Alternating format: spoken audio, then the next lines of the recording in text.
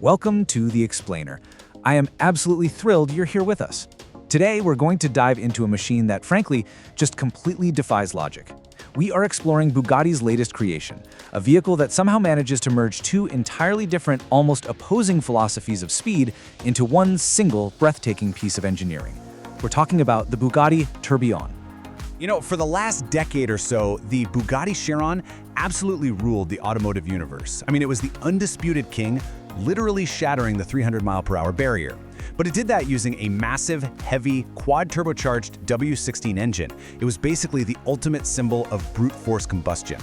So the monumental question facing Bugatti was, how on earth do you follow that up when your legendary engine is officially retired? Well, let's contrast the old brute force formula with this wild new paradigm.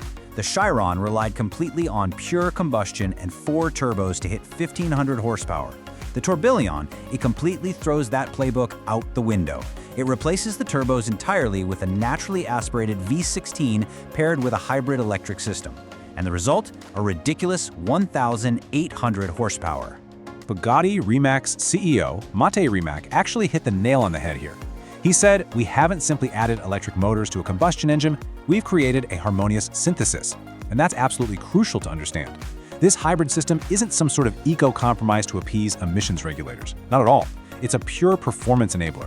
Electrification here is a highly sophisticated tool used to solve a massive packaging puzzle and unlock the emotional potential of a brand new engine. All right, let's move into Section 1, the heartbeat, the Cosworth V16 masterpiece. To pull this off, Bugatti partnered up with the legendary engine builders over at Cosworth, and get a load of this number, 555 pounds. To put that into perspective, that is actually lighter than some standard V12s on the market, despite having 4 extra cylinders. They achieved this crazy weight reduction by using advanced materials all over the place. We're talking titanium connecting rods and carbon fiber inlets. And since there aren't any turbos to force air in, this thing has to breathe on its own. This is what we call an over-square engine. That basically means the cylinders are wider than the piston stroke is long. And why does that matter? Well, it allows the engine to spin all the way up to an astonishing 9,000 RPM. That high revving nature completely changes the emotional character and the sound profile of the car. It's a totally different beast compared to the low-end grunt of the old quad-turbo setup.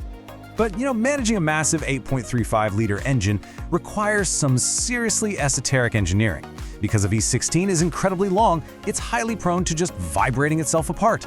So, to handle those intense forces, Bugatti and Cosworth had to use a highly unusual combination of both gear-driven and chain timing systems. The mechanical specs are just jaw-dropping. We're looking at a 92mm bore and an 87.5mm stroke, running a super high 14.5:1 compression ratio. This engine makes 1,000 horsepower completely on its own. Fed by 4 throttle bodies and using a dry sump, it is an absolute monster of pure combustion. Now, when you don't have turbos spooling up to cram air into the engine, your intake design has to be flawless. So the engineers designed a dead-straight intake shot directly into the cylinder. There are literally 0 bends. That means there's 0 restriction, ensuring you get maximum port energy so this engine can actually breathe efficiently at 9,000 RPM. Okay, let's jump to Section 2, the spark, electrifying the Bugatti Tourbillon. The math we're dealing with here is staggering. Think about it. The mighty Chiron maxed out at 1,500 horsepower.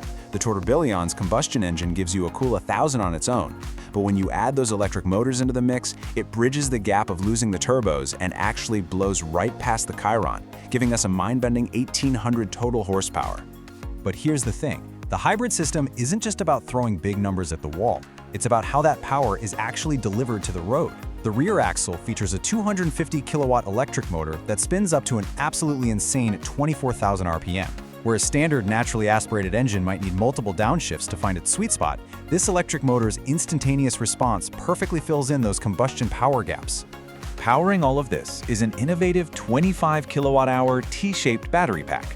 It runs on an 800-volt system, which is super clever because it completely eliminates the need for a traditional 12-volt starter motor. Made of over 1,500 oil-cooled cells, it even provides over 60 kilometers of pure electric range. And the best part? It's seamlessly integrated right into the chassis structure to increase the car's rigidity. Like Mate Rimac points out, where the combustion engine isn't able to deliver its full power, the electric motor can, with the roar of a V16 naturally aspirated engine. Basically, the electric motors handled the immediate, brutal acceleration right off the line. And that frees up the V16 to do what naturally aspirated engines do best: rev high and roar purely for that peak emotional experience. Let's transition into Section 3, the skeleton, packaging the ultimate chassis. To hit its aerodynamic targets, Bugatti leaned heavily into Venturi tunnels. If you're not familiar, these are basically aerodynamic ducts underneath the car that accelerate airflow to generate massive downforce with very little drag. By mounting the new, narrower V16 engine at a slight angle and stuffing the gearbox behind the engine instead of in front of it, the engineers freed up a ton of space. That let them create super long Venturi tunnels that stretch nearly halfway down the car, removing the need for a big, drag-inducing deployed rear wing. And this brilliant packaging extends directly into how the car manages airflow. Take the iconic Bugatti horseshoe grille. It's not just there to look pretty, it is a vital, functional element.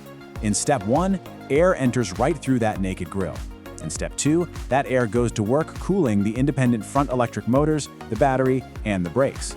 Meanwhile, in Step 3, the airflow routed to the side specifically cools that massive combustion engine. This absolute obsession with efficiency even extends to the suspension. Bugatti actually used AI-driven topological optimization to design the components. The software essentially looks at a block of metal and removes material atom by atom until only the absolute strongest, most necessary structure is left. The result? These amazing 3D printed metal wishbones that are 45% lighter and shaped exactly like airfoils so they don't disrupt the aerodynamic flow underneath. Which brings us to Section 4, a new hypercar paradigm, mechanical art. If we look around the modern hypercar landscape today, we see incredible machines like the McLaren W1 and the Koenigsegg Gemera leaning hard into V8 hybrids, but the Tourbillon stands wonderfully on its own. By committing to a naturally aspirated V16 hybrid, Bugatti chose a path of ultimate mechanical complexity and historical heritage that literally nobody else is even attempting. And that respect for heritage, it is beautifully obvious inside the cabin. Think about it. Right now, every automaker is just slapping massive digital screens all over the dashboard. But Bugatti went the complete opposite direction. They fully rejected screens in favor of these stunning, analog, Swiss watch-inspired mechanical gauges and intricate glass sculptures. It is a true, deliberate rejection of the disposable digital age. But honestly, here is the ultimate engineering triumph of this whole project. They added a heavy structural battery, dual electric motors up front, and a third motor in the back, right?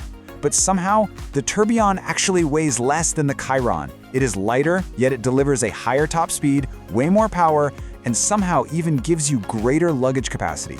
It's almost unbelievable. And that magic trick was only possible through the meticulous, holistic engineering philosophy that Rimac champions. As he perfectly summarized, you can never look at a single component individually without taking the whole context of the car into account. Every single component, from the 3D printed suspension to the crash beam integrated right into the rear diffuser, was designed to serve multiple purposes all at once. It's just a total masterpiece of integration. So that brings us to the end of today's explainer, and it leaves us with a pretty tough question, honestly. We've just witnessed a massive philosophical shift in high-performance history. So I leave you with this. If you had the choice, would you take the pure, raw, brute force of the classic Chiron, or would you choose the synthesized, high-revving mechanical art of the Tourbillon? Definitely something to think about. Thank you so much for joining me today, and keep learning.